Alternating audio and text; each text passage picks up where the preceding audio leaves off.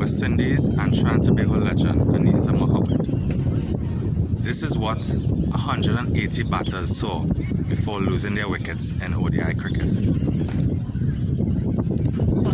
When I started, I didn't even know that there was a female team who went to play cricket for Trinidad. So I started playing with some boys across from here at Northeastern College. Myself, my cousin, and my twin sister. We were training with some guys, and they had a match in Valencia. And the coach at the time, best coach I ever had, Mr. David Moffat, he took us to the game. He said, just come for the experience we did.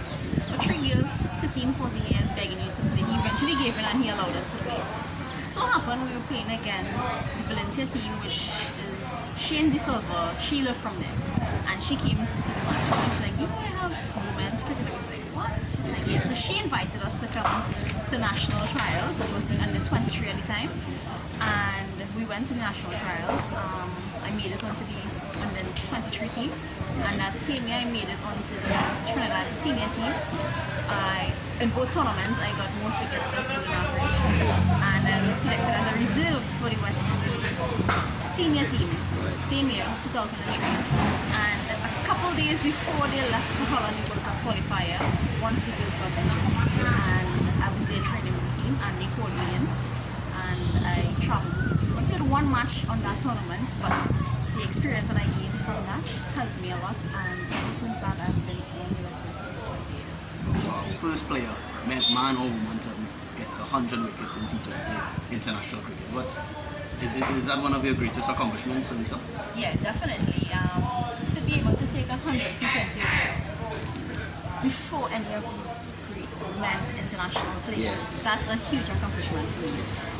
To be honest, I did not know it was male or female. I honestly thought, I knew it was 97 wickets headed into that match, and I always thought it was first female cricketer to 100 T20 wickets. So we were playing against Pakistan. It took me 3 wickets and I started to run it like I was going crazy, and the coach was like, why is she running? We didn't even win the matches yet. It was at the World Cup, 2016 World Cup that we won.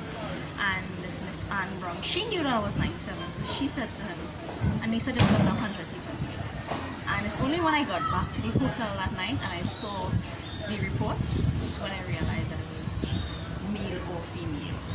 And that came as a shock to me, but I was very happy, to accomplish something so great. Yeah, Anisa, but you would have been so pleasantly surprised, not surprised, but happy that you announced that Cricket West Indies and WIPA have signed an MOU for female women's cricketers and male cricketers to have some sort of parity moving forward. Equal pay will be the eventual outcome. How pleasing is this for you?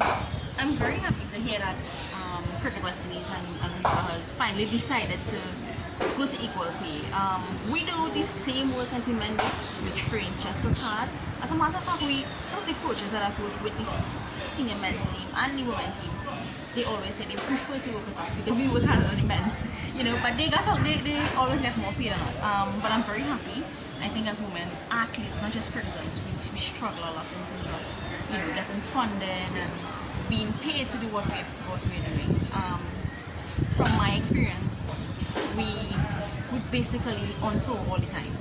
You have less time at home. The money we were being paid, it's not enough to bring our families with us. Okay. So we away from our families, away from everything, doing what we love to represent this country, represent the region, and not getting the pay that we deserve. But I'm really happy that these younger players they basically paid for the hard work that they did, the sacrifice that they are making. Hopefully it will be easier for them than us, having their families there with them and all of that. And I'm really happy for them. I hope that they cherish what they have and they work hard. I really want them to appreciate, yes, they may get more paid, but don't forget that your main job is to represent the country. Don't let it be about the money, but representing your country and your region. Putting us on the map. Can West Indies see you again, or is it goodbye?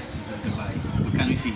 I am very open to working with West Indies cricket, whether it's male, female, as a coach, as a mentor, as anything. I think I have 20 years experience playing international you go through, I have a lot of experience in that. In terms of skills and all that, I think when it comes to help these young players, I've recently worked with the national under 19 team as the assistant coach, and the response I got from those players, it was very, very welcoming. I think because they know who I am, it was very easy to work with them. So I think once given the opportunity to work with the West Indies, I think those players, they know who I am